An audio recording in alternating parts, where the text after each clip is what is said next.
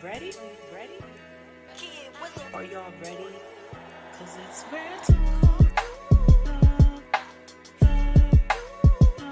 It's rare talk. Tabby, Tassie. Hey, it's rare talk. Rare, authentic, real experiences. That's what it is. Hello, everybody. Welcome to another fabulous episode of It's a Rare Talk. Hey We y'all, are here with, Tabby. and I'm Tassie. But listen, tonight it is a special episode. Oh yeah, we gonna introduce you.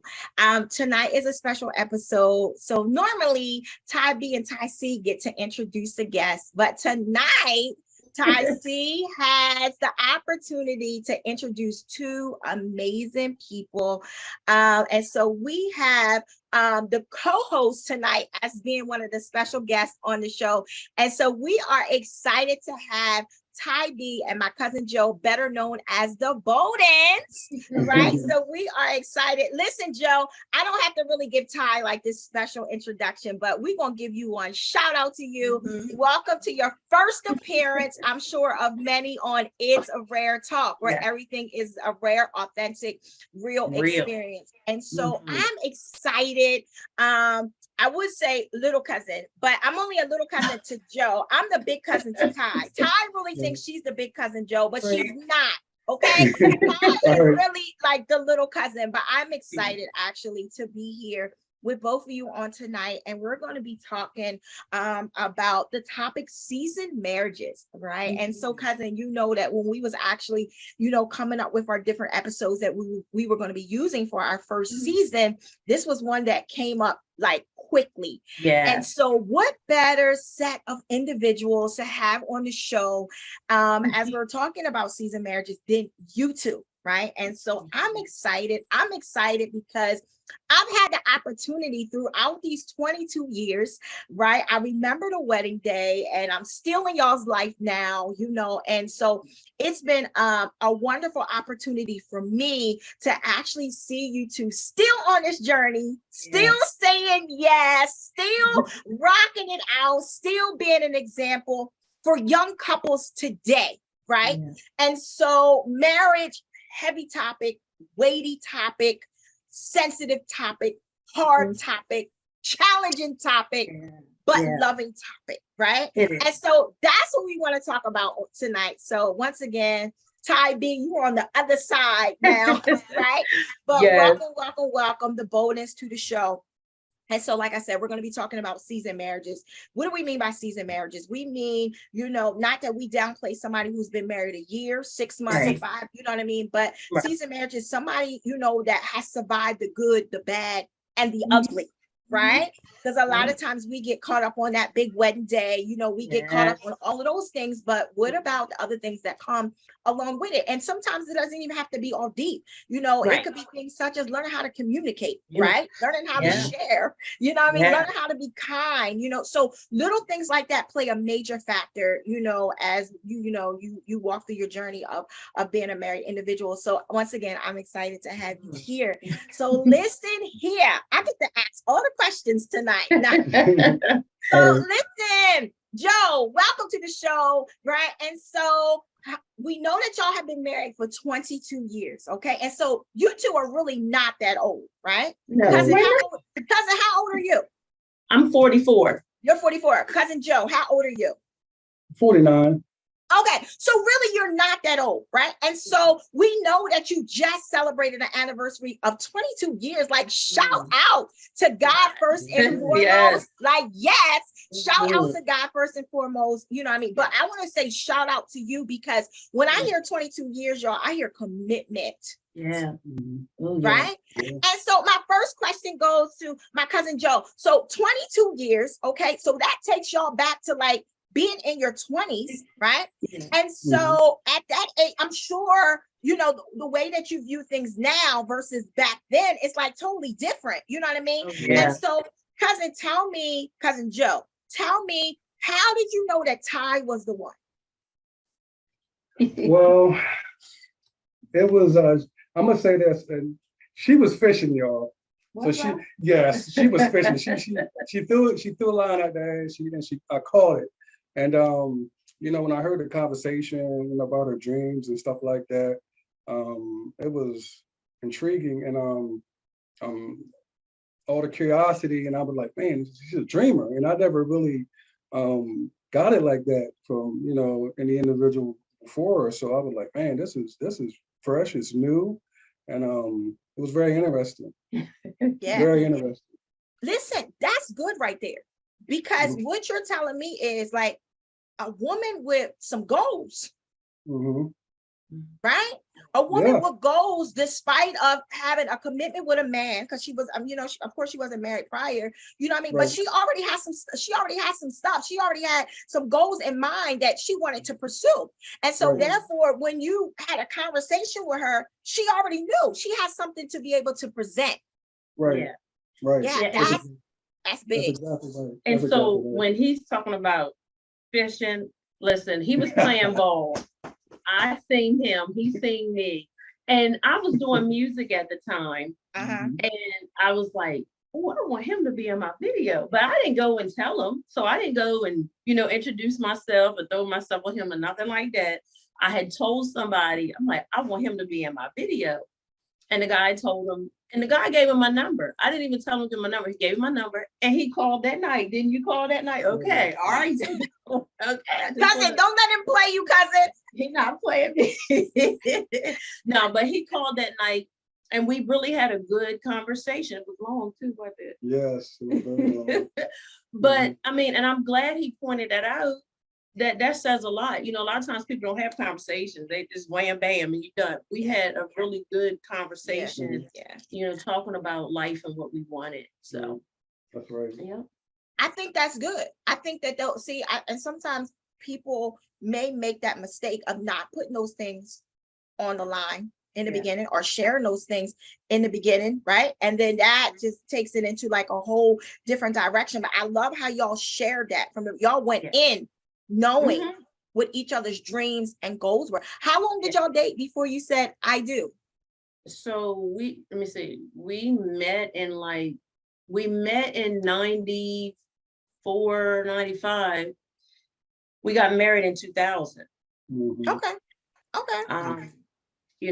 I wasn't one that I wasn't equipped to be a 10-year, 15-year girlfriend. That wasn't me. Like, I'm like, when you with somebody and the things you like about them, it don't take all that. It don't take a whole bunch of years to decide, if you want to be with that person and get married. And like, I had gotten saved, and you know how that is, that dynamic before we wasn't saved.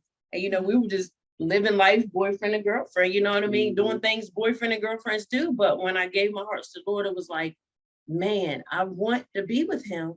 I want to please God more. That was my heart. And so we had to have those uncomfortable conversations. So, and I could be honest, it wasn't even no surprise, sweet proposal. I mean, I got a beautiful ring and things like that, but it was like, what we gonna do? We got to go about this the right way, or we're not gonna be able. Like, I had my mind made up. Like, I'm not gonna keep going back and forth hurting God.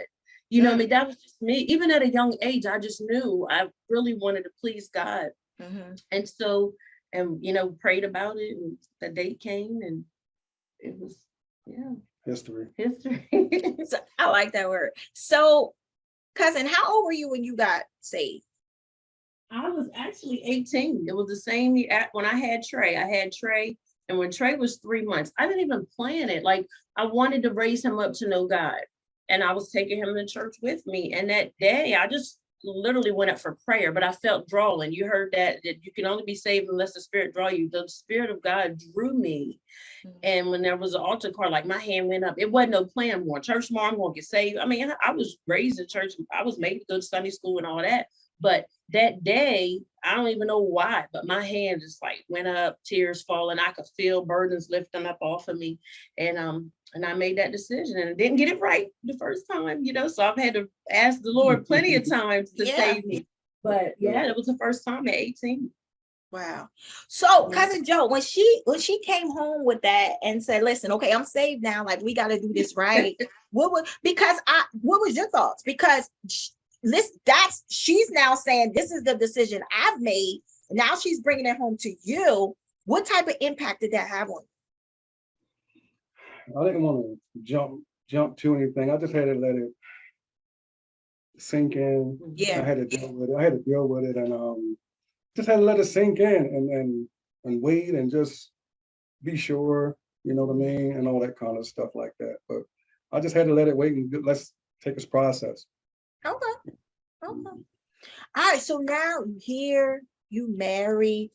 Tell us what your first 5 years was like, right? Because people have this thing like the first 5 years is going to be the most challenging, right? I'm Mhm. kind of newly married myself. So, you know, people always say, oh, those first 5 years, those first 7 years, if you can get over that, if you can get over this, what do y'all think about that? Well, let me go first. Well, I'm gonna say the first 5 years. I mean, you know, just the whole ordeal with, you start having kids, and it's just a lot, and then the credit situation, and then trying to get a house and paying your bill, getting everything in order. So it's a process. I mean, and it takes time and patience, understanding, and working together, and it's just take all this stuff is because this is brand new for both of us. Yeah. You know, Yeah. so it's a learning curve. You got to grow. It's serious stuff. It's serious. But Joe, you just said something that hit. You said, listen here, like, okay, now we married, and what's the next step? And so let's dig into like priorities, Yeah. Mhm. right? Mhm. Let's get the house. Let's do this. Let's do that. Okay, this is this. Let's work together to get us where we need to be, right? So I'm already hearing like communication, right? Because I'm learning communication is much more broader than words. Right. A lot of times communication is action. You know what I mean? And so just listening to y'all say, okay, this is the situation. Let's work together. How was that? Because to me, y'all were young. Mhm. We were young. We literally grew up together. We were just talking about that. Like we've been together longer than we've been apart. So I was 22 when we got married, but I was 17 when we met. Yeah. And I was mature for my age, but he was a little hesitant because he was older than me, and he wasn't out, trying to, do anything. But he knew I was mature for my age, so we had those conversations. I introduced him to my mom. So there's a difference when someone's older than you, and I had just graduated and stuff like that. But so we had to grow together. I mean, it was stuff that we didn't. And most couples go wrong with this when they don't talk about finances. You don't talk about, credit or what you want. Like being married is more than just being together. It's more than that day. You said it earlier. Nowadays, everybody wants the wedding for the look so they can post it. You do your dance, you go on your honeymoon. Listen, it is work. We didn't get to 22 years being cute, being a cute couple. There were plenty of uncomfortable conversations. There were plenty of tears. There were plenty of conversations we didn't get right. We didn't handle them right. But I'm going to back up because I know you're going to ask us about a trying time in our marriage, but the most trying time was before we got married. Before we got married, and I had gotten saved, there's a different, things are different. We go from, being intimate to like, we can't do this, like, because I want to please God, you know what I'm saying? And there's no shame because we are in our now. Yeah. But he was in a situation that he didn't know God, and made a decision and had to live with it. But it affected me. And and I because we can't get around it. Like I'm not gonna paddle around it, so there was some infidelity, but we weren't married, like I said. And I ain't do second chances. This is how I know this is a God thing. I didn't do second chances. One time was all I gave. So I really had to get to the place of God. How do I, forgive this man? If we're going to talk about marriage, like, I don't want to go through this again. How do I know he's going to uphold, and be the man that I need him to be, right? And then, before we get married, we find out that there's a baby that's his. So I have to process this. I have to deal with pain, embarrassment, betrayal, and still look at him like, Absolutely. after praying and knowing that he was my husband. That's Absolutely. the thing. I knew he was my husband. And so I had to heal during these first 5 years too, and still enjoy the honeymoon stage and not keep throwing it, because when you forgive, you can't keep bringing it back up, you know, but there's reminders, there's triggers and all that. And so it was not just a process, it was a transformation. I had to be renewed daily. I had to ask God for help all the time and still, you know, try to be the best wife I could be, you know, had to learn how to communicate. We had to learn how to listen to each other. Mm-hmm. And so here was one of the turning points. He came home one night and he asked me to come outside, and you had a song playing. You remember the song? All the time I play songs. But the one song, it was the TD Jakes love songs. And it was the song, matter of fact, there was a guy by the name of Jesse Campbell, and it was a song he was playing. And so he was like, just listen to the words. So I'm sitting there, because I went through the phase. I don't want you to touch me. I don't think, no, I didn't. I felt the dirty, like, I'm just being real. I was mad. I wanted him to hurt, wanted everybody hurt, you know what I'm saying? But I really wanted to heal. I did not want to be bitter.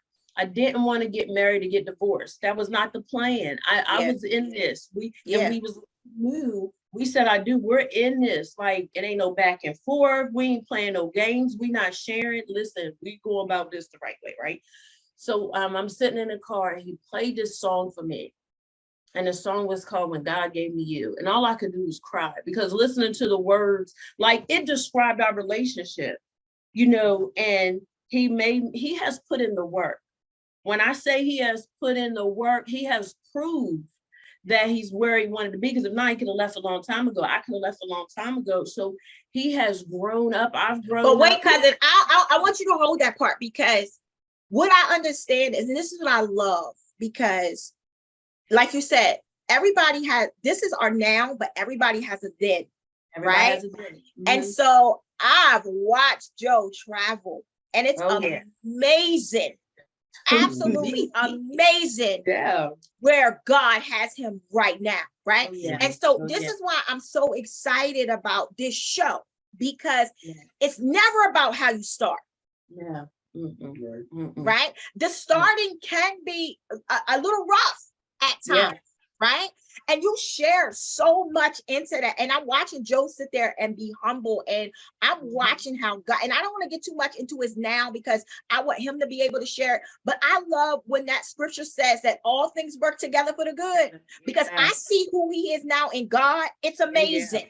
Absolutely amazing. It blows my mind. Even, you know, and I know even with you sitting there sharing that, it's not the easiest thing to say, but that has made you an amazing marriage counselor without actually having the title, both of you, right? Because you have to, when you're able to survive, we ain't just talking about the good, when the money is right, when the kids is good, everything is well. No, listen here. It's the bad and the ugly that make you. It's the gutters of life. It's the valley experiences that make you. And I've watched what the valley experiences have done in your marriage, and I love it. I absolutely love it. And so I'm sorry about those years of pain, but I've watched God in both of your life turn that pain into purpose. It's amazing. And so what y'all, I don't even want to get too far into like to the end, but what I see is that what y'all went through is saving other people's marriages today. Yeah. And it didn't feel like that at the time. You know, it didn't feel like that at the time, because, you know, there were times I felt like I'm drowning in pain and, you know, drowning. But he kept showing up. He kept, you know, he always been a hard worker, always been a provider, always been a hands-on dad, not just the type of dad that tell the kids what to do, but showing them. And we had to learn how to be a husband and a wife. Like there was. Can we stop right there, cousin? Cousin, let's just stop right there, right? So here we are. We got these two individuals, because sometimes I think that's a lot of, as married individuals, we have to understand exactly what you just said right there. You got Ty and you got Joe. And now Ty and Joe need to learn how to be one. Yeah, exactly. Which is a challenge all by itself. Right? And you said we had to learn how to be husband and wife. Yes. I like that. because a lot of times people will get married and you still act like you boyfriend and girlfriend. You need to communicate what you're doing, where you're going. As women, they don't want to hear that word submissive, but that's not a bad word. It's a more of an honor and a reverence. Like, I look at him, he's my king. Like, God is my king and Lord, but he really is the king of the house. And I had to learn how to be mindful what I say, how I say it, because I'm not his mom. You know what I mean? I didn't get a lot of things right, and so I'm glad that we allowed each other space to grow and get, because we two different individuals that had, like you said, had to become one. And that's why people need to understand, you can't just lay up with people, man. Them strongholds, strong ties, trauma, all that stuff is transferred. So God is so serious about the marriage. It is a covenant. It is not just, we get married for a show and for a look.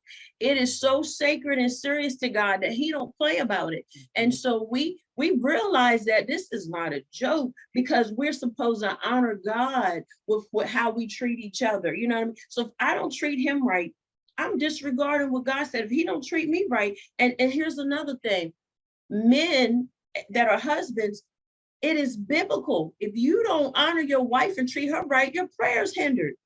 If we're not honoring our husbands, God is not going to bless anything that we put our hands to do, right?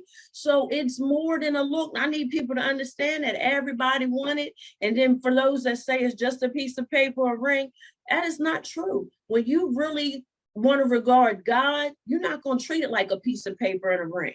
You know what I'm saying? Because that's who we have to answer to. God. We stood before him, we made those vows, and we took them seriously. Like, it is not a game. It's not for the faint. And I say it over and over again, how it's not a show. It is. But cousin, you said a word, and Joe, feel free to jump in wherever you want. Right. You said a word. You used the word covenant, right? Yeah. And so I think it's all in how people view a thing, right? And I think sometimes that's how it's just so because I'm learning myself. By no means do I have this area in my life perfected. Right. By no means as a wife, but I'm striving to learn, right? And so what does that mean? That means I tap into my resources.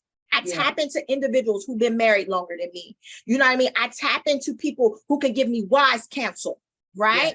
Yes. Because I want to be a great wife. Right. But because I'm still learning, like Joe talked about that learning curve, like I'm still learning. And so what I'm hearing you say is like, it's a covenant. This is something, this is an oath. This is something that you took, before God. And in order to have a reverence for it in that perspective, you have to have a reverence for God. You have to. If you don't have a reverence for God, you can't have a reverence for the covenant, because you won't understand the covenant. Right. And so I love that part right there. Like, you just said so much. Joe, what's on your mind? I know you're ready. Tell me what you got to say. Ready. Right. Mr. Ready right here. Right. That's my concept for living, man. That ready, you said that ready, that's my concept for living. Ultimately, it gives life. And I just wanted to rub off on people. That's my concept. Yeah. But I mean, I know everybody, life is learning. It is. I mean, I always say this, in God's realm is 100 perfect. In this realm we always going to fall less than. So we always going to be a work in progress. So we got to grow. Nobody's perfect, so we just got to, just understand there's a God. We want to please him in all our ways.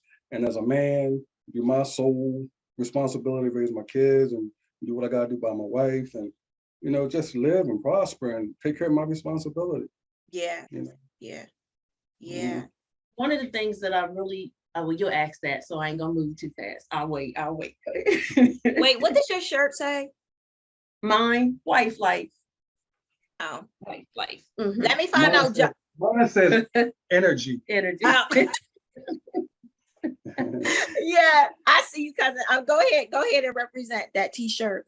So let me ask you this question. So we talked about growing together, and growing pains hurt. Growing pains can be challenging, right? Because you're still trying to become one. And so what I'm hearing, even now, like 22 years later, as we grow older, things change, our mindsets change, you know what I Yes. mean? Our kids, because you guys have 3 kids together, 3 boys, right? Mhm. 4 Mhm. children all together. And so Yeah. with that right there, listen here, I love even that. I Yeah. think that's amazing, right? The blended family, you know, and that may not be the case with every married couple, but it's the Right. case with a lot of married couples today, right? Mhm. That blended Mhm. family, the blended family is hard. You know what I Yeah. mean? That's not something that's easy, but it's doable. It is. It's doable. And there was a time all the boys lived with us. Even Khalil, he lived with us. It was years. And it was just, he was one of the boys, you know, Yeah. he wasn't treated no different, you know. Yeah. And we enjoyed them. Like we did a lot of things with them. But like I said, he was so hands-on and he's always been that way. And for him to have grown up without his mom or dad and no examples of marriage in front of him, really. I mean, he had older uncles that were married, but you know, but just to we had to learn this thing. We really did have to learn this. And so he was always been so hands-on. I mean, showing him how to cook, do laundry, pay the bills, you know, take care of the yard, the house, like all of it. He's never been the type of husband, well, this your job, you get in the kitchen, because he do 90% of the cooking, always has. He says it's gonna change, but he don't need to change, it's been working. But all the boys can cook now. You know what I'm saying? You know, they have seen what a man does. He shows up. He's always been hands-on with them, always show up supportive, not just financially, but he's been there for all of them, pouring into all of them. The correction, when it was hard, but he has been there. And I'm just so grateful, you know, to God. And, you know, he used to work so much, but now he's in a different place, even with that. And he'll talk about that when you ask him. But and that's the part of that growth. Like, you know, it was all about the money and the bills and all that. But now we on purpose. That's where we because at I now. think as time changes, as we get older, as we become more mature, as we gain wisdom, especially in Christ, it makes a difference. You're gonna see change. There's no way in the world you can be in God and be wanting to live for him, right? I'm talking about know God, not know of him, but know God and not experience change in all aspects of your life. But Joe, let's talk about that. Let's talk about, you know, you're married, you got 4 boys, you know what I mean? Let's talk about, you know, what is important to you to demonstrate before them, and not just speak it out of your mouth, but the example that you choose to set before your sons. Well, I'm big on, they have to find their purpose. I mean, it's not just them, it's everybody. Because I mean, I think that's the ultimate, I think that's God's gift to us to find our purpose. And it's like I'll be 50 years old next year. So, you know, purpose is everything to me. So I'm looking at it like, as time has changed, and a lot of people, they're not doing any soul searching. So I'm thinking a lot of them is just really acting in the flesh and not really acknowledging spiritual realm that's going to keep them grounded for their destiny. You know, they're not tapping into that. They are not, and that's why I'm so passionate about. That's why I wrote a book. You know, I got a song. You know, and I show my boys what's required of them.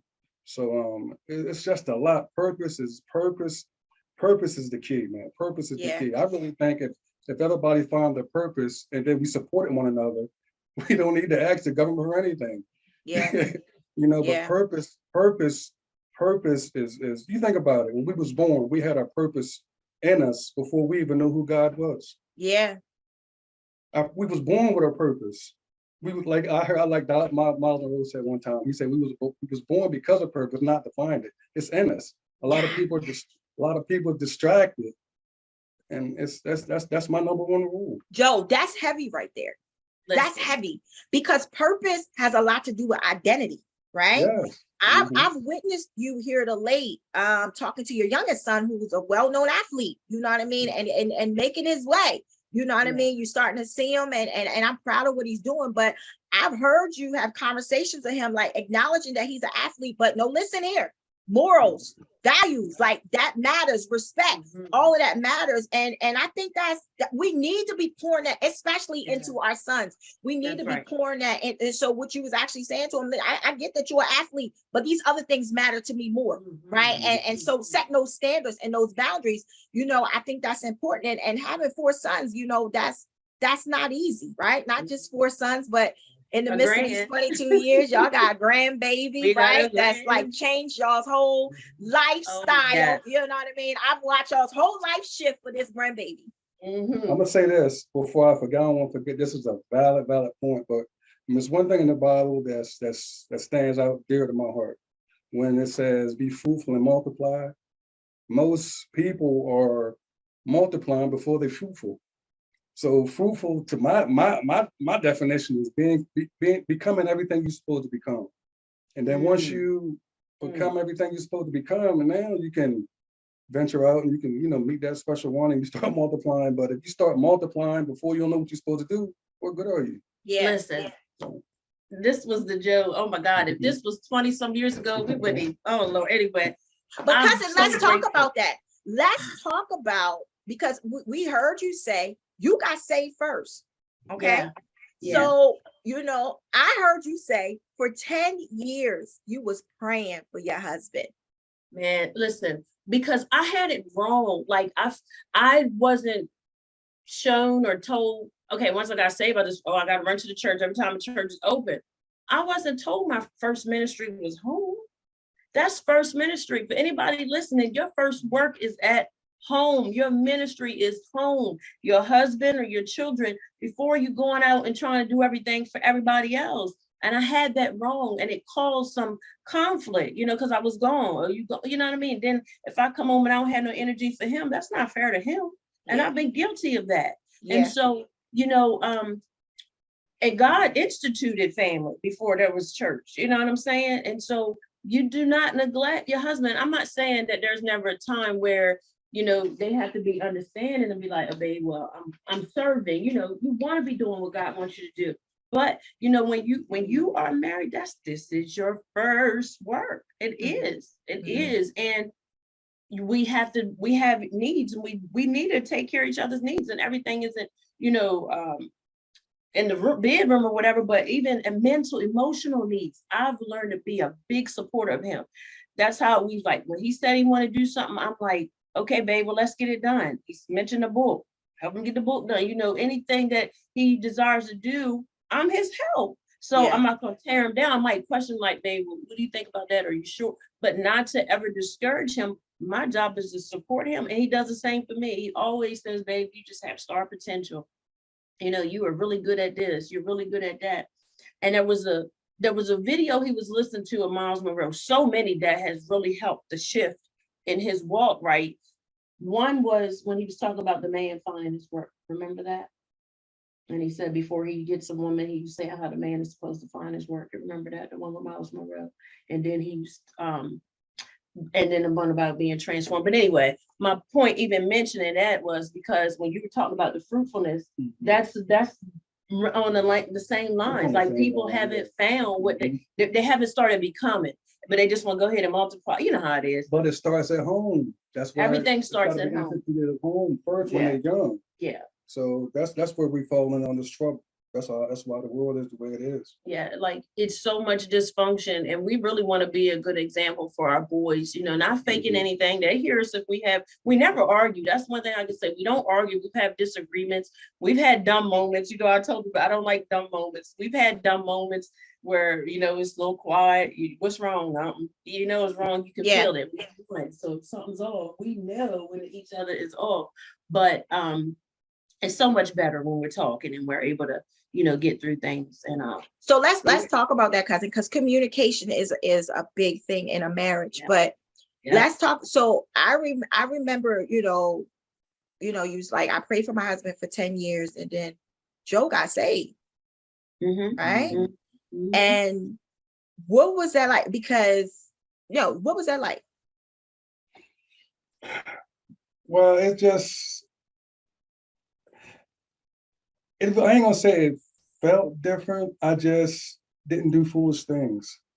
anymore. If that make any sense, but it's Mhm. everybody, like I said, everybody walk is different. But I went on and I committed myself, and I just didn't do foolish things anymore. Yeah. You grew up. Yeah, That- just didn't do foolish things anymore. That's how you sum it up. You You know? grow up. Mhm. Just didn't do any. I just put a lot of my focus in my work and soul searching and stuff like that, and seeing the bigger picture that I wanted for my boys. I wanted to be somebody that could be look up to, Yeah. and that's pretty much it. Yeah. Mhm. Yeah. That's good. One thing about God, he gonna change up everything. Anything that we allow him to, he gonna Dude, change it that's up. right. Right? That's He right. gonna change it up. And so I know even with that step right there made a major difference in your marriage. Oh, Right. yeah. Oh, yeah. And so you was talking about the communication, you call it dumb talks, right? My pastor like to call it intense fellowships, but even with that, so let's talk about communication, because you're gonna have times that you just don't agree. You know what I Yeah. mean? And so It doesn't have to become an argument.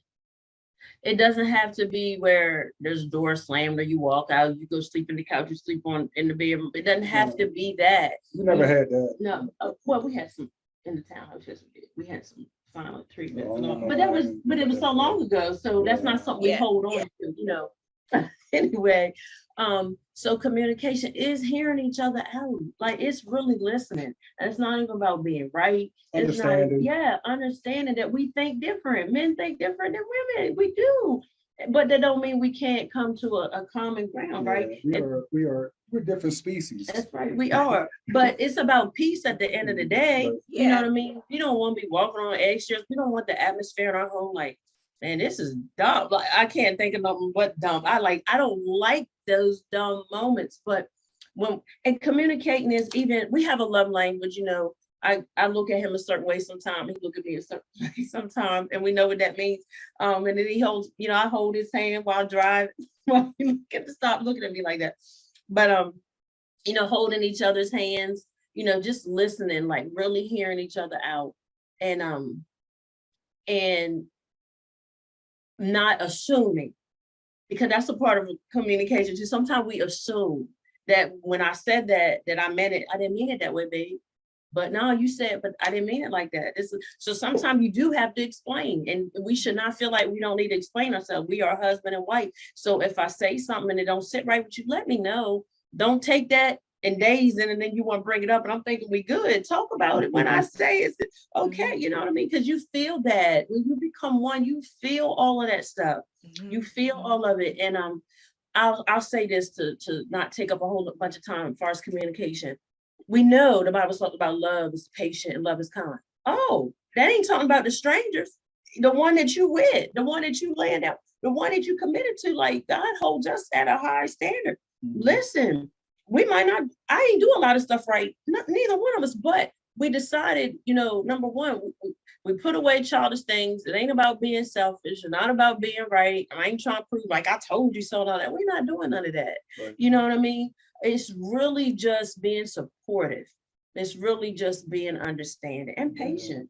Yeah. And cousin, I remember something you told me earlier on in my married life. I'm still trying to catch up to y'all, right? I'm still in the single digit, Joe. I ain't made it to the double digit yet. But listen, you said something that has helped me tremendously, right? Words either hurt or help. Mm-hmm. That's true. And when you spit them out your mouth, what is your motive? And you can't take them back. Because what happened, I was on the phone with some individuals one day, and they're not married, but they in a relationship, and you could feel from the volume and all that was said, I was feeling, my spirit was almost vexed from it, right?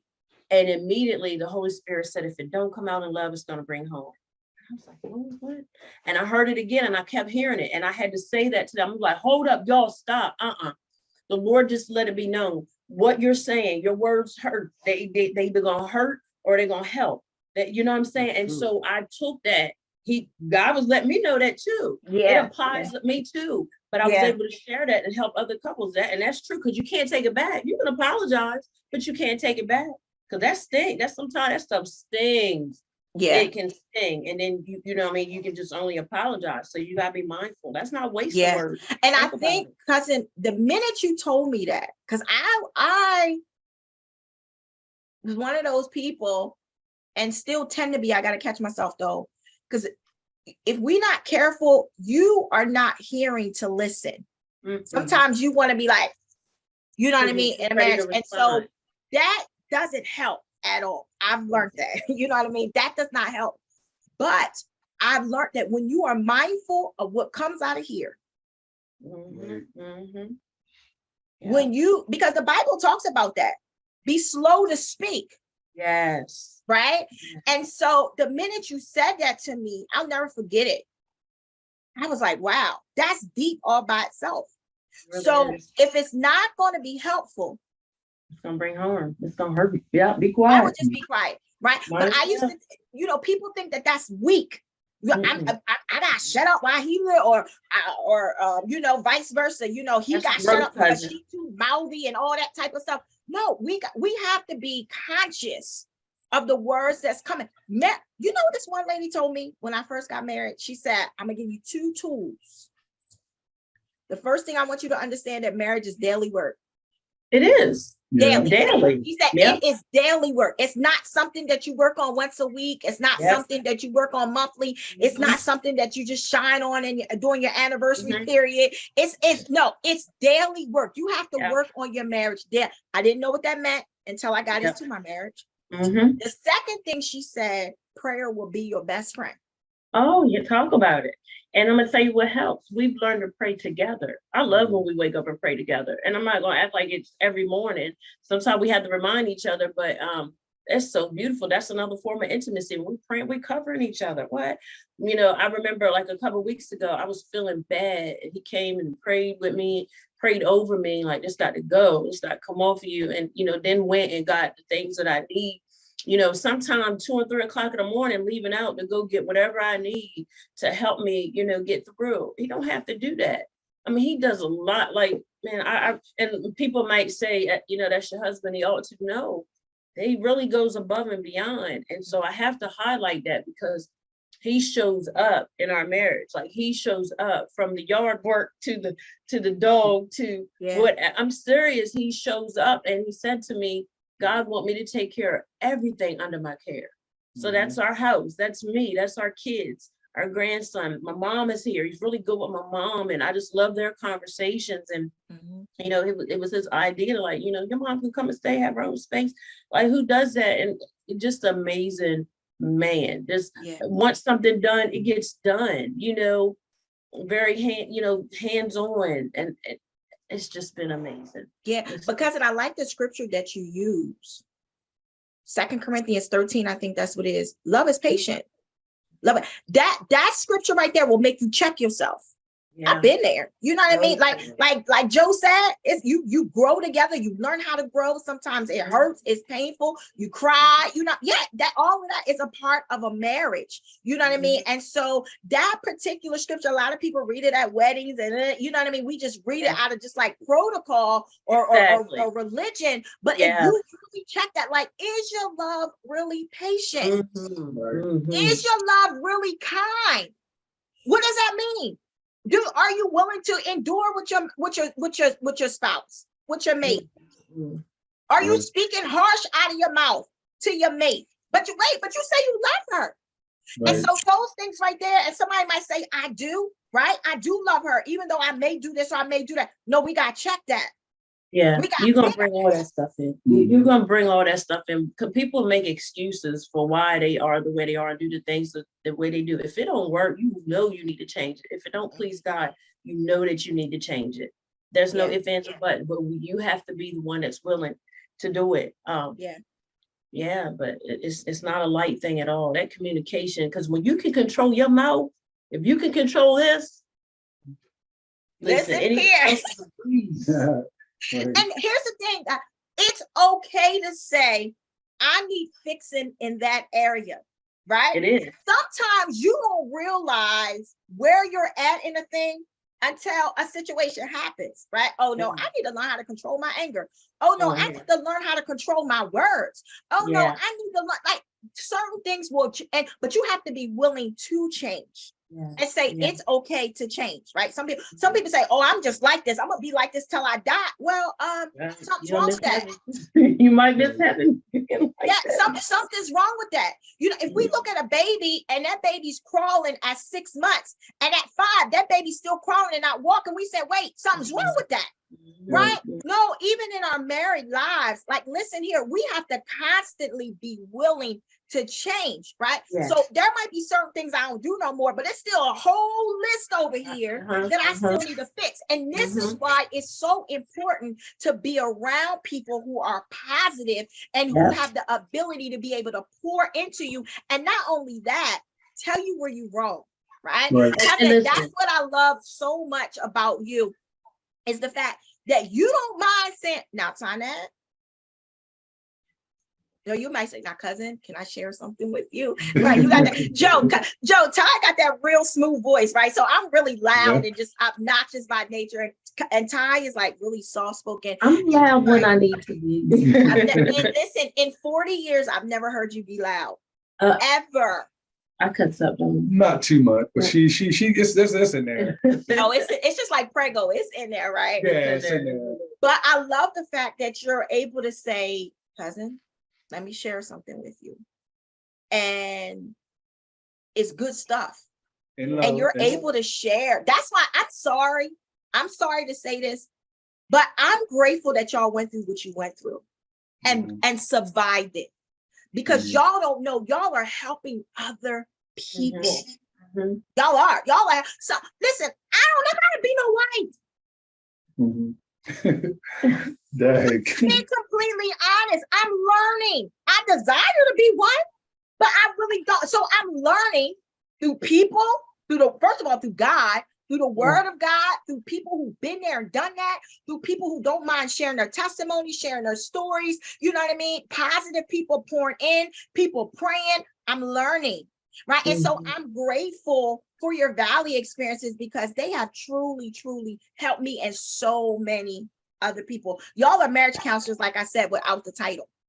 It's funny you Wow. said that. We've had a few couples that we have actually talked to, and we always make it plain. We do not portray to be counselors, but we just share, just some things that can help them, because you don't want to go into it lightly. It's really not a game. And I took psychology and sociology, so Yeah.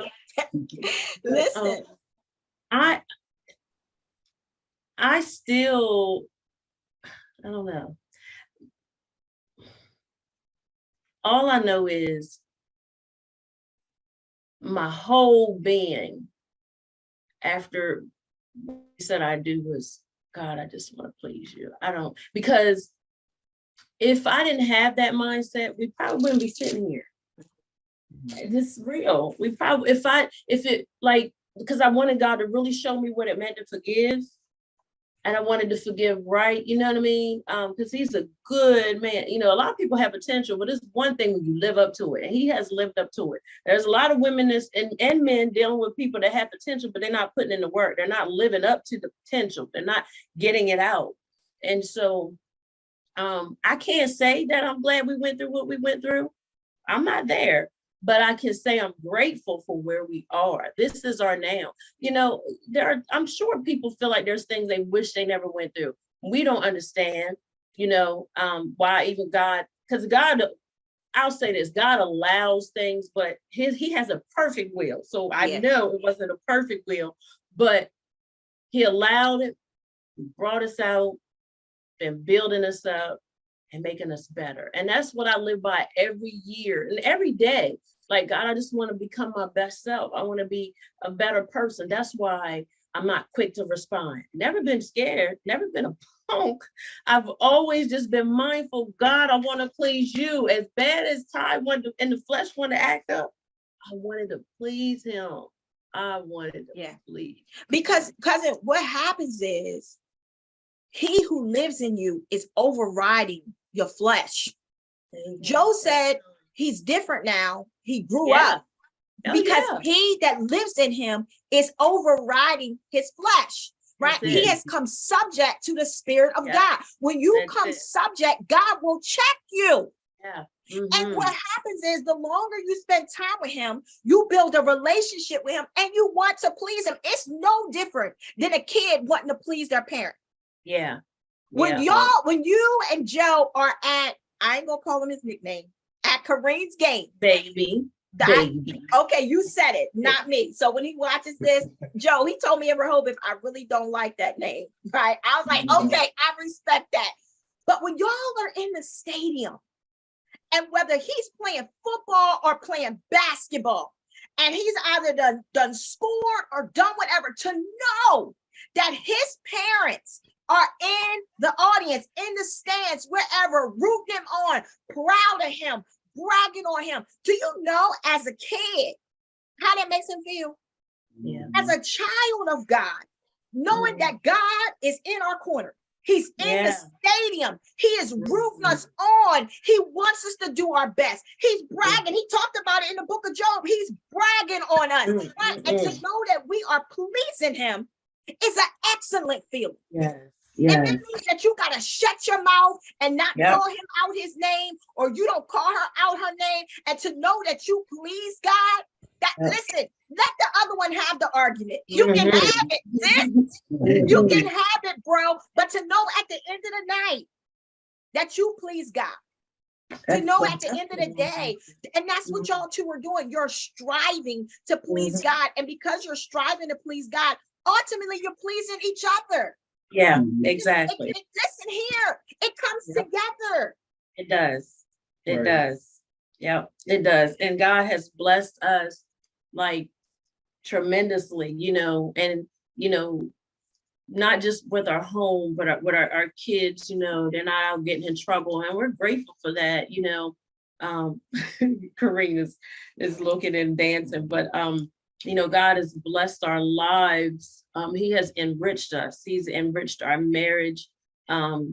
He has his hand has been upon us, and we know that we are to do a work together. And that's why people need to know, you got to know who you are hooking up with, because it's about a work, and we're together to do a work. It's funny because I was always doing all this stuff with youth, and Babe was just running the barbershop. Now all he talk about is the youth. Babe, we gotta reach them.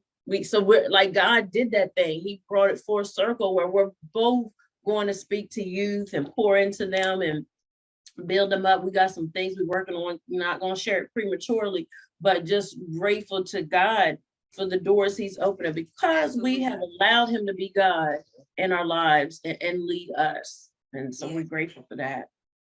So, cousin, tell me something that you love about Joe. What is one thing that you love about him? I know you could name 1,000, but if you had to name one thing, what would it be? The one thing is he really makes me laugh. Like, he really has a sense of humor.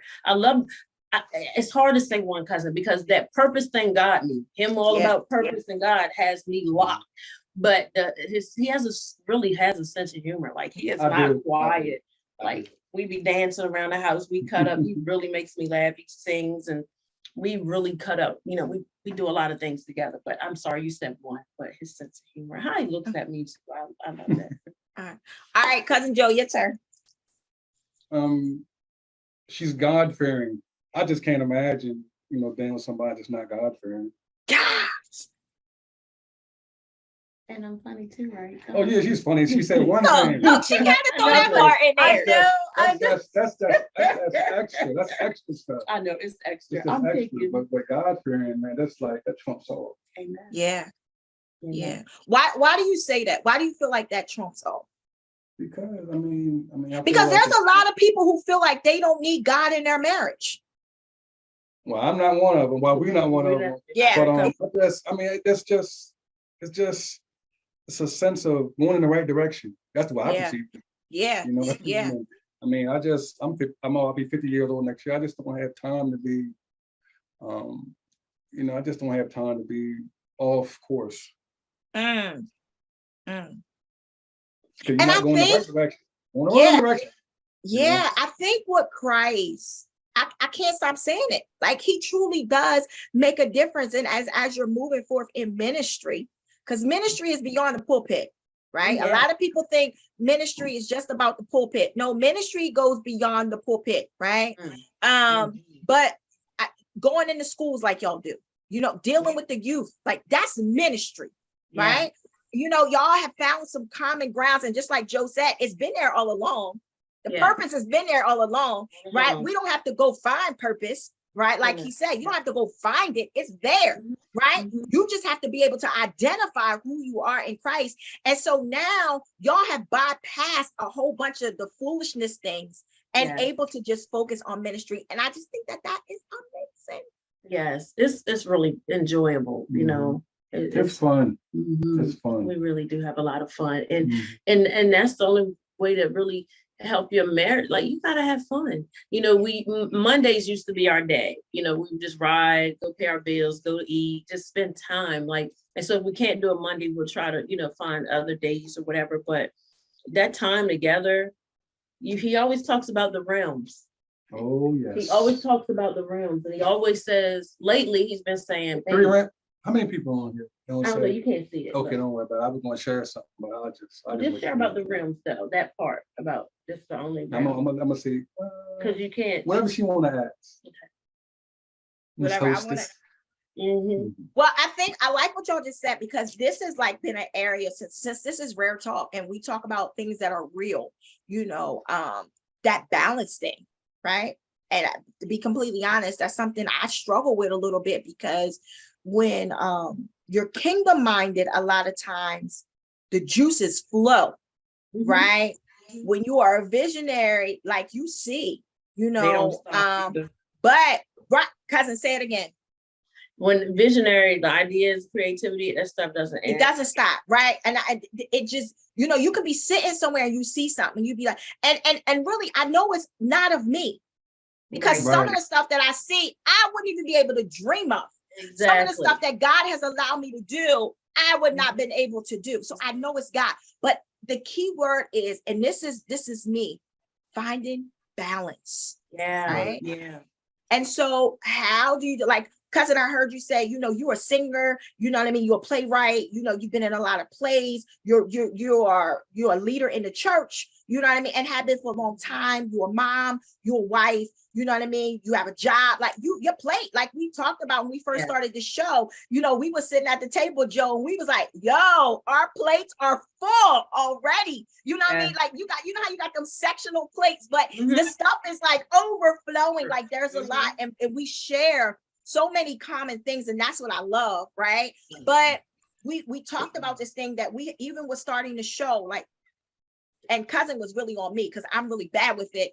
We gotta have balance. We gotta have balance. We gotta have balance. And so, how do you balance each other? How do you balance what you got going on in your life?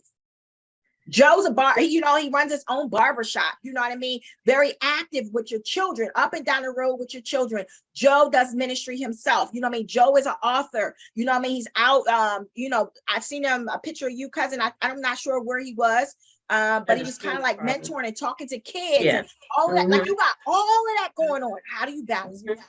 There is not like a perfect way. You really do have to be like, Lord, like help me with some balance and structure, right?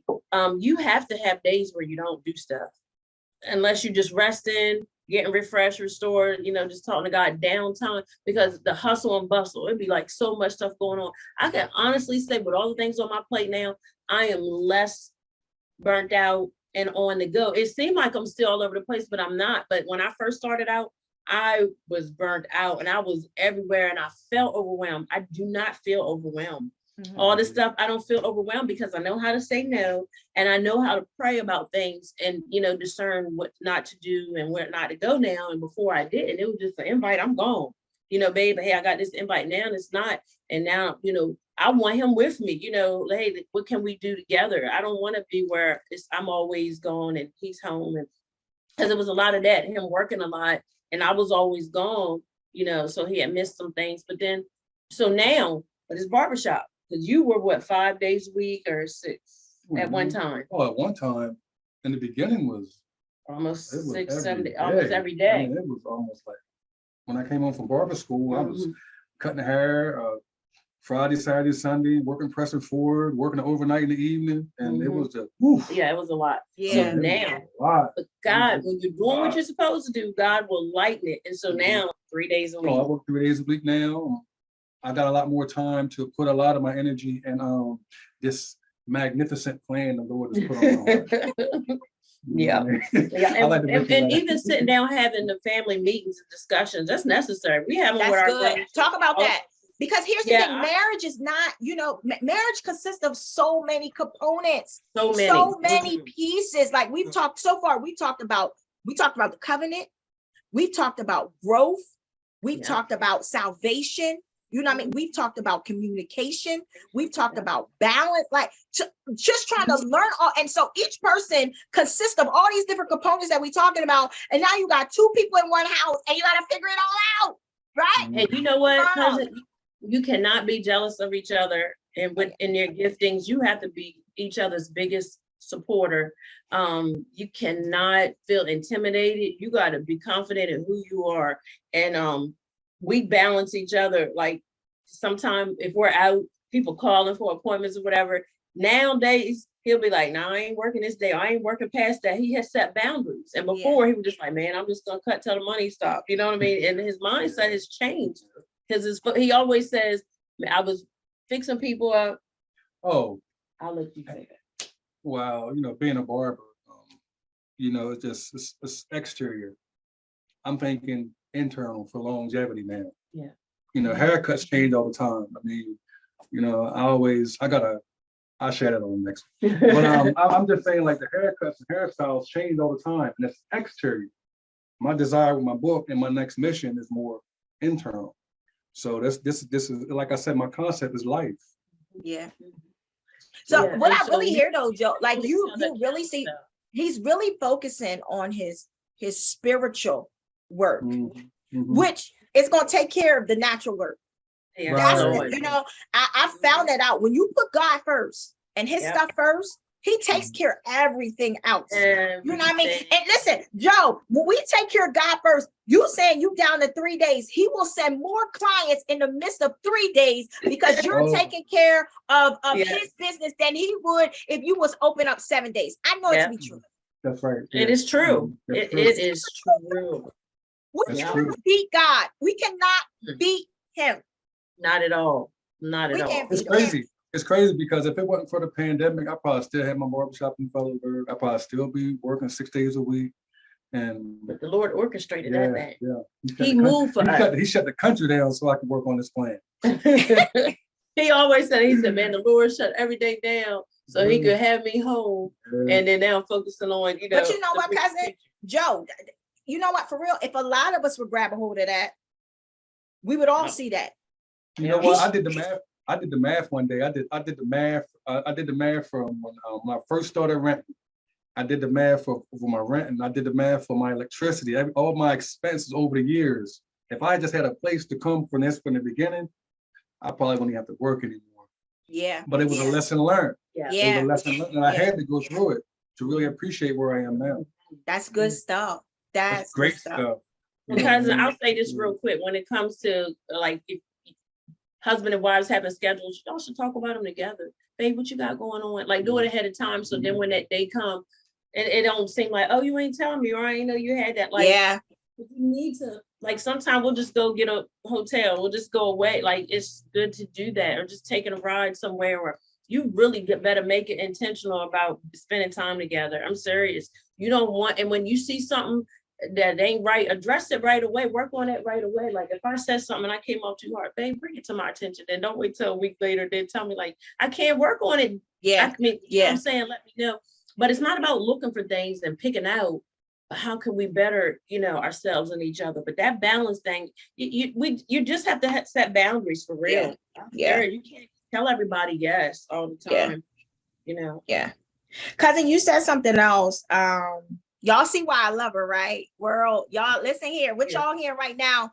Listen, I hear on a regular, and I'm grateful, you know what I mean? As I attempt to perfect this. And perfect means never be the perfect wife, as what Webster would say, but that's not even what perfection means. Mature. God, grow That's up right.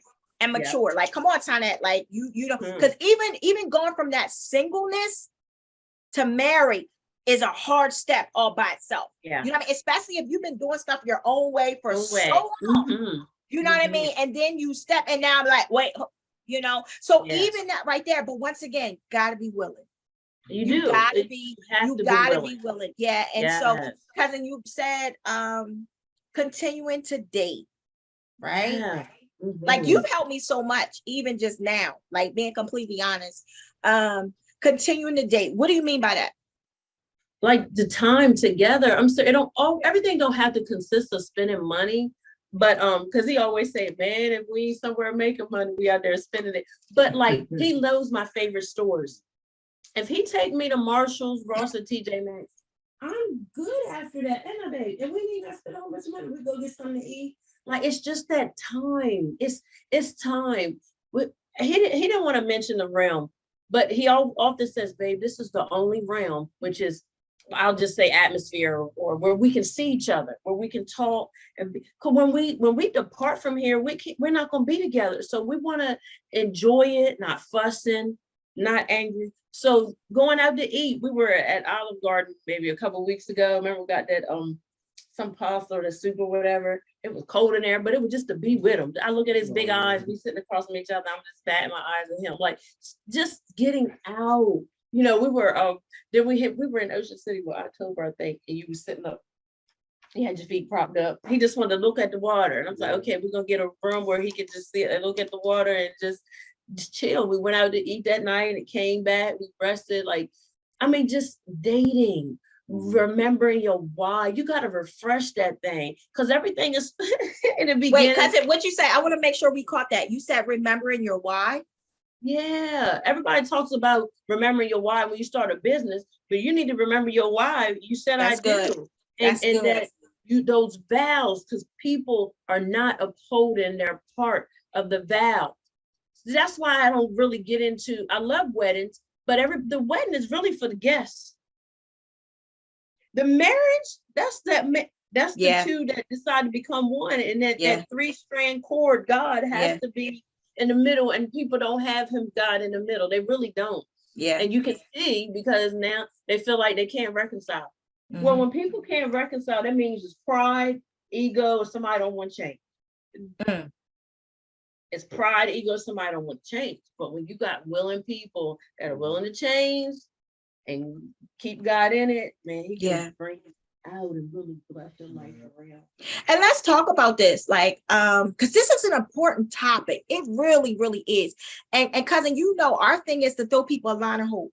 That's Oh, it. yeah. Like, cousin, I don't know who's gonna listen to this. We might be helping to save somebody's marriage today. Like, we really don't know. And so I'm grateful. But let's talk about not being afraid to ask for help. Now, granted, I do believe as a married couple that you have to be careful, you know what I mean, with Yeah. who you share your stuff with and Yeah. who you seek counsel with, you know what I mean? You know, everybody can't speak into your marriage, you know what I That's mean? right. But That's right. I do not believe that you should be fearful or pride, right? My coworker just told me the other day that pride stands for people resisting individual deliverance from evil. When you are prideful, you are resisting deliverance. You are blocking it. You're saying, I don't want it.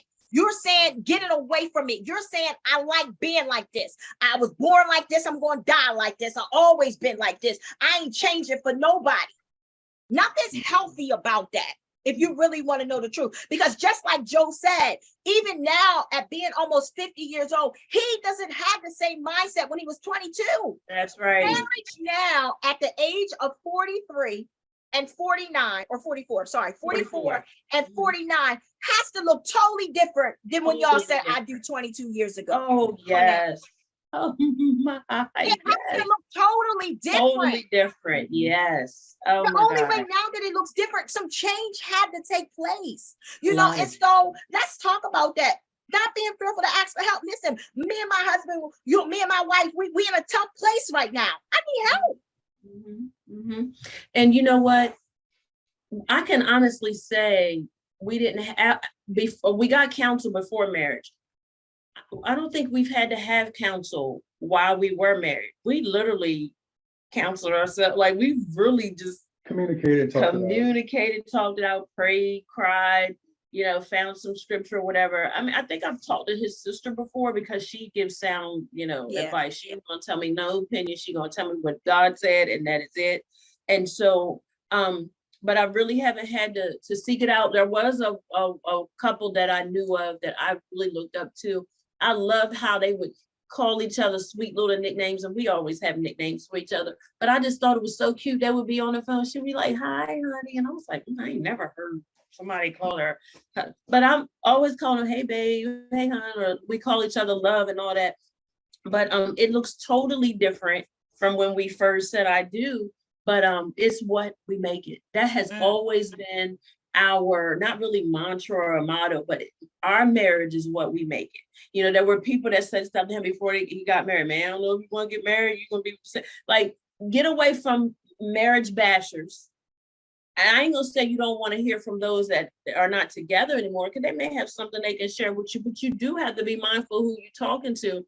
Everybody don't want to see married couples together. Everybody don't like it. There are women that don't care if a man is married. There are men that don't care if a woman is married. They will still shoot their shot, throw themselves at him and all that.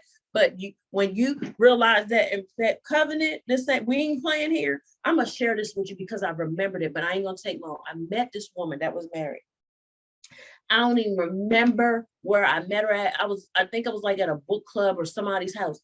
And she was talking about this woman was intentionally pursuing her husband, and she was hurting. She was just praying. That woman, God took her out.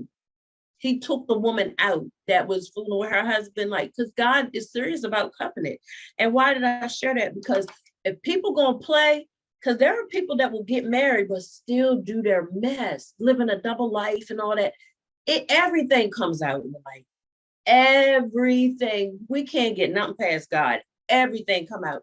Now people got DMs, inboxes, texts. Guess what? God will show you. God even showed me in a dream what had transpired before we got married. The Lord showed me it in a dream what happened. God will reveal stuff to you when you're close to him. But tell people, don't play with it. Do not play with it. It is serious. It is so serious. But I like also what you said when you said that you was talking to your friend on the phone and you would hear your friend say, or they would say, "Hey, honey," or whatever. And you like, wait, but mine don't say that. We, even in that part right there, we got to be careful because we will tend to compare. Yeah. Right. Mm-hmm. And what I've learned over time is that folk will show folk what they want to see, and so that's why I never really compare, because anybody can make anything look good. Facebook is known for that. Okay. Listen, I'm so not caught up on what I see on Facebook because Facebook is nothing but an image. Okay. And so I ain't knocking people for what they post on their own pages. That's completely up to them. What I do know is that marriage is work and marriage is real. And I'm not saying that all days are bad. That's not what I'm saying. Oh, no. Right? And I'm not saying that you shouldn't post on your page, but what I'm saying is I never really get caught up on what somebody else is doing, right? Because people have, like I said, they can butter it up. They can do whatever. I'm not saying you're supposed to air all your stuff out on Facebook either. I don't believe in that social media, sharing all that. I don't believe in none of that type of stuff, right? Listen here. That has helped us.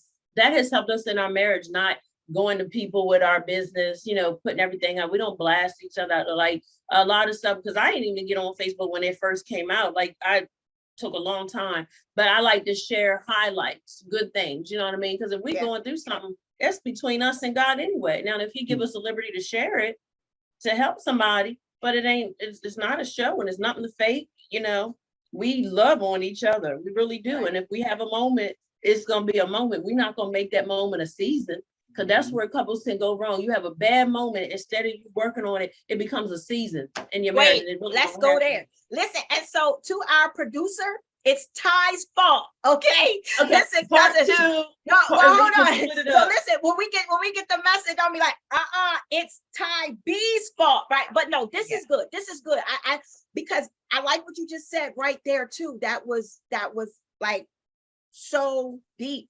You said something may happen. Let it last for a second. Don't make it a season. Yeah. What do you You mean can by make that? it a season, because even when Trey and Deja had their accident and baby passed away, I was in a dark place, depression, whatever. I was supposed to lead service, didn't want to be there, didn't want to sing, I didn't want to hear anything. And the Holy Spirit said to me, don't make a moment a season.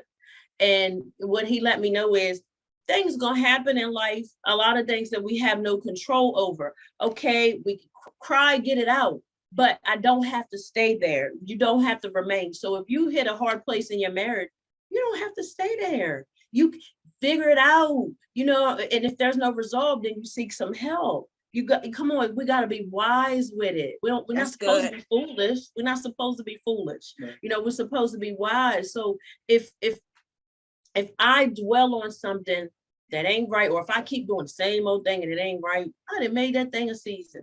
Even grief can be a season. You know what I mean? So those moments, I don't like them dumb moments. I don't want no season of dumb moments. No, let's get it right. Let's hash out all that. Let's get all that uncomfortable, dumb stuff out of the way. Because I'm gonna tell you something. The enemy doesn't like unity. He doesn't like the covenant. So he always gonna try to bring that conflict between husband and wife and the children and those closest to you. Come on, y'all know the word. Always. So why are we not beating him at his game? Why are we letting him infiltrate and come in and mess in when we know that's his plan? He's not happy that we made it to 22 years and still counting.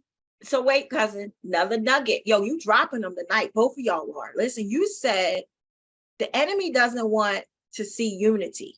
So he's going to do whatever to separate, Exactly. right? So you said, why are we not beating him? Why are we not going at him? Because oftentimes we go at each other.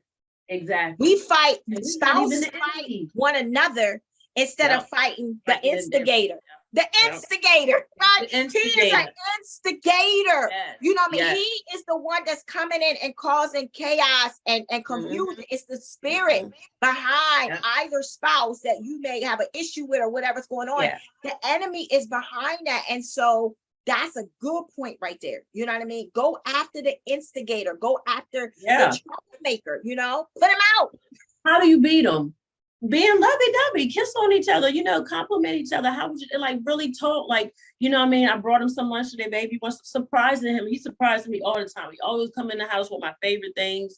You know what I mean? Sometimes I'm thinking something and he comes in the house with it or he says it. You know what I mean? Like, that's just how close we are together now. So how we beat the enemy? Babe, we gotta pray, because I know this ain't even right. You know what I mean? We know that we had a moments, you know what I'm saying? We realize it, like, man, I'm telling you. So sometimes we don't always have breakfast together, but because I get to work from home a lot, we get to spend a lot more time together. I'll go ahead and do my emails and he'll answer his calls, and then we come back together.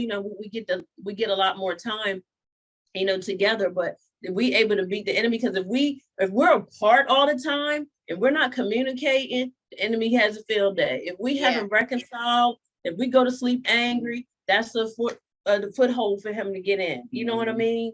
And so you just have to put him out. But I think a big thing for me, since we being transparent, is just apologizing. Yo, humble yourself and apologize, right? No, check yourself. Yeah. Right. That was that thing right there. But I'm glad the Lord is dealing with me like that, because I don't want to be this jacked up person. Like, I really, a lot of us are jacked up. A lot of us are dealing with the inner us, the inner me. Us. They say the enemy, the envy. Inside of me, we're dealing with the ugly parts of ourselves. Yeah, you. Yes, you know what I mean? Yes, husband. Yes, wife. Whoever you want. We have to deal with the inner parts of ourselves. And sometimes they not pretty, right? Because a lot of times how we've been raised, what we've been taught, you know what I mean? How our parents may have felt, how our parents view life, or whoever our guardian was that has raised us plays a major influence on our life. Yes. Some of the stuff that I used to say, right? And that I heard it growing up. Some of the ways I used to act, I seen it growing up. You know what I'm saying? And so therefore I brought all of that stuff with me into my marriage. Right? And so as time goes on, Joe, as God checks me, whether it be through an intense fellowship or whatever, you know what I mean? If you are true with God and allow him to be true with you, he will convict you. Mhm. It will. He will make you be like, We no, both- like, go ahead, cousin. I was just gonna say, we both had to, babe, I'm sorry, didn't come out right, just apologize, he's had to do that plenty of times, and I've had to do the same thing, and then That's wake humbling. up and we keep it moving, Yeah, that's humbling. And being willing, I guess, to let it go. Right. Mhm, As women, yeah. sometimes, and Joe, you can speak for men, but as women, sometimes we hold on to stuff, man. Like that's Yeah. somebody just told me something happened the other night. I was doing something and I was sharing it with somebody, and she said to me, okay, that was yesterday, you can let it go. Right. But I wasn't ready to let it go, cousin. But when she said it, I'm like, wait, hold up. The Lord done let me wake up this morning. My kids are good. My health is good. Like, what bringing that into another day, right? And so from that point, I said, okay, done. But once again, it matters who you sitting at the table with. Okay, it matters who is feeding into your ear, who you're having wholesome conversations with. That's why I don't like doing all that little dumb gossip stuff. It don't get you nowhere. No, let me sit with somebody who is able to pour into me and make me check myself. Because ultimately, I'm just going to be a better being, not just for God, but for my husband. You know what I mean? For my children. Even as a mother, I've had to go back and apologize to my children. Oh, yeah. Same here. Mm-hmm. I've had to go back and say, listen, y'all, mommy did not do that right. Mm-hmm. Mommy did not say that right. I was wrong for that. You know what I mean? But I had to learn that because I was raised. You know what I say? Right? And she watching, cousin. If she watching, I'm gonna hear it in the end, right? I'm gonna get the phone call tonight. What you were saying, sorry. Right? But I was raised, you do as I say and not what I do. Right. But to me, growing up, Joe, that's weird.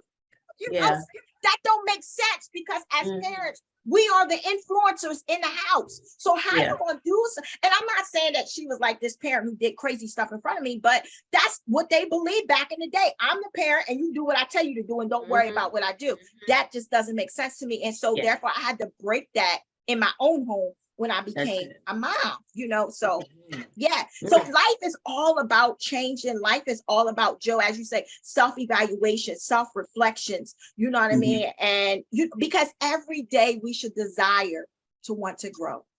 That's it. And be better. We're vessels. Yeah. We're just going to be used by good or bad. That's good, Joe. Yeah. So Joe, say that again, Joe. We're vessels, so you figure if God is in the spiritual realm and the spiritual's in us, we either gonna let the adversary use us or let God use us. That's it. No, as Maury Povich say, who your daddy? Who is your daddy? Right? Who are you going to let influence you the most? That's good stuff. Listen here, it's been a blessing to be able to watch y'all grow. And so I love when I'm able to witness it with my own eyes. That's why I know God has truly done it. It's amazing. I love both of y'all. I'm excited to see where God is going to continue to take your ministry as a whole. You know what I mean? It's amazing. Y'all's kids is growing up. Y'all about to be empty nesters and stuff like that. Right. And I just believe, no empty nesters. Ty, you like me. They don't have to. I want them to do things. I want them my thing is be where God wants you to be. I want you to fulfill purpose. It ain't about them being all across the world. No, I want them to know what they're supposed to be doing. Make sure they're ready. Make sure they're ready. Yeah. That's a good point, Joe. That's a good point. And cousin, you already know I'm for that. You know, I already say I want the Greenleaf house and my kids can have a quarter. Yeah, the Greenleaf house. Everybody have a quarter. Everybody come to meet for dinner, then going back to your spaces, right? But I like what y'all said because we think a lot of times, and once again, this is all about a marriage. We feel like, oh, the kids grown, put them out. And that's the problem with a lot of the world. You know what I mean? Oh, just throw them out. They 18. What that number mean? 18, like a 15-year-old. Yeah. You know what I'm saying? Most of the time it's like that. Yeah. You figure when we were in our 20s, we didn't necessarily always make decisions that 20-some-year-olds would make. You know what I mean? Even at 30, so as maturity has to take place. That's and Listen, that's a whole nother thing. Cousin, at 40, I struggle with decisions. You hear what I'm saying? So I definitely get that. But what I meant, like, as far as the empty, y'all babies are growing up, right? And so I know that's been a big ministry alone, just with raising your boys and just being supportive to them in their dreams. And, you know, and I'm watching y'all parent them at different levels. And that's what I love. Like, you love all three, but, you know, you understand that all three, I mean, four of them need you in a different way. You know what I mean? And I don't want to leave Khalil out because, you know, I've watched Khalil come to family gatherings and all of that. And cousin, I love how you have embraced him, and he's doing great himself. You know what I mean? It's great to hear the good things that he is doing as well. So I'm just excited to see what God is going to do in the marriage of the Boldens. And so listen, we're going to end the show. If y'all can give any advice to anybody, Joe, first starting with you, what would you like to say? I want to paint a picture first. Okay. You ready? Yes. I'm gonna try to do it so the viewers can understand it and see how serious life is. Okay. All right. So, and I want everybody to think about this individually. So you think about everybody when they came in this world by themselves. So you think about since God started creation, you figure thousands of years to get to their existence. All right. So you got all these years to get to their existence, tens of thousands of years. And then you got your departure date. So we don't know when that is. So somewhere is going to be between 0 and 100. So they got the departure date, then you got the eternity. So we got a small window to make the necessary change that's necessary for this world. Joe, listen, do you know when I caught that revelation? I have to be honest with you. When Kobe Bryant died, and I was looking at his sunrise and his sunset date, and my eyes went to the dash. And I actually preached a sermon on the dash. You better live out your dash, because we don't know what date is going to be on the other side of that dash. We don't know our sunset. So it's important. I didn't mean to cut you off, but, and see, that's why it's so important with me, because I refuse to live my life, live here, die here, and be buried around the street without making the necessary change for my kids. I wouldn't want to be on my deathbed and look with my kids and I'm not preparing them. I would feel like in front of God's eyes that I failed, and I don't want that. That's heavy. That is heavy. Yeah, that's serious stuff, because that's a desire of mine. So I'm thinking, like, that's why it's so important to me for my kids to see. I need to hear, like, Dad, thank you. I need to hear that. So if I'm not hearing it from them, suspect a little bit. I need to be reassured, you know. So I need to see them. I need to know they got it. I need to know they're ready. I need to know the word. Before I leave this earth, I want to look up and down, and I feel in my heart that I want to hear God say, "Well done, my servant."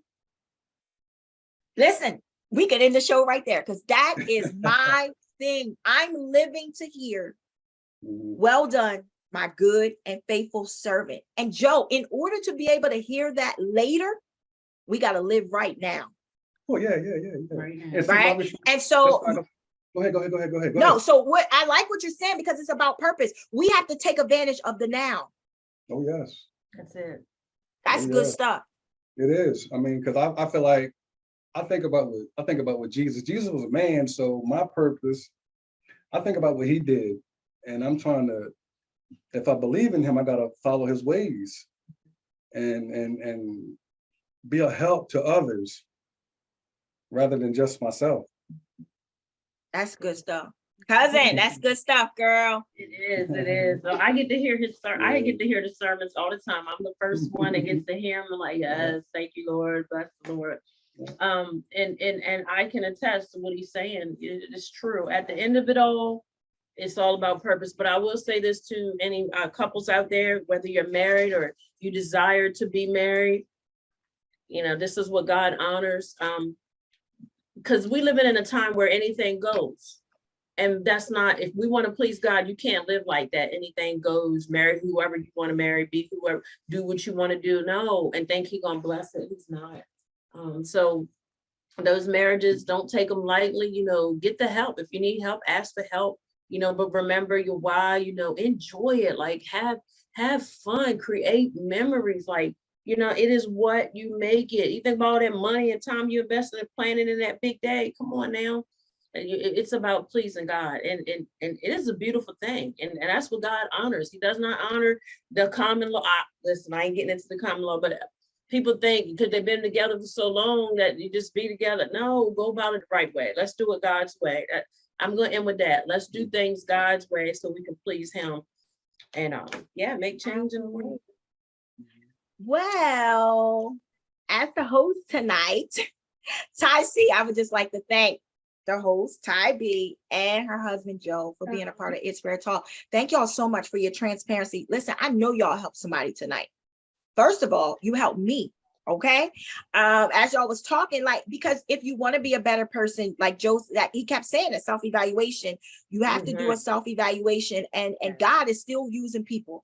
He's still using people to help and to build and to empower another person. And so I know that y'all truly help somebody on tonight. Once again, I'm excited about what God is going to continue to do in your life. I'm so glad that y'all are my cousins, so I get to see it firsthand. Absolutely. So to all of our viewers, thank you so much for hanging out as we talked about seasoned marriage. We really, really appreciate you. Thank you for being a part. We are getting ready to conclude our first season, so we are definitely excited about that. Listen, y'all, if you haven't had a chance to catch up on, we're getting ready to be on our 13th episode. So if you have not had a chance to check out our 13 episodes, listen, they all will be available to you very, very soon. We will be in the beginning of 2023, we will be airing on television. So we definitely are excited about that as we get our ducks in a row, cousin. Listen, God has done some great things for us in such a short period of time. I remember when we was working on it at your house, Joe was like, just get it done.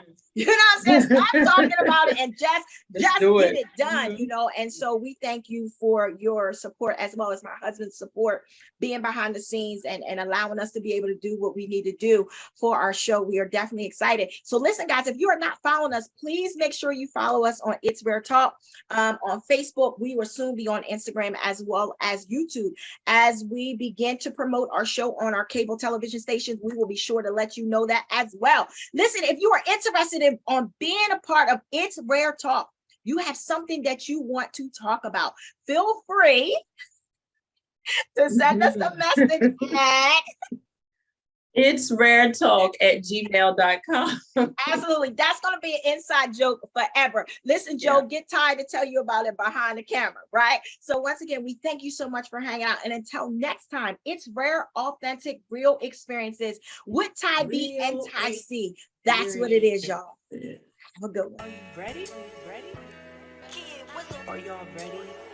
Because it's Rare Talk. It's Rare Talk. Ty B, Ty C. Hey, it's Rare Talk. Rare, authentic, real experiences.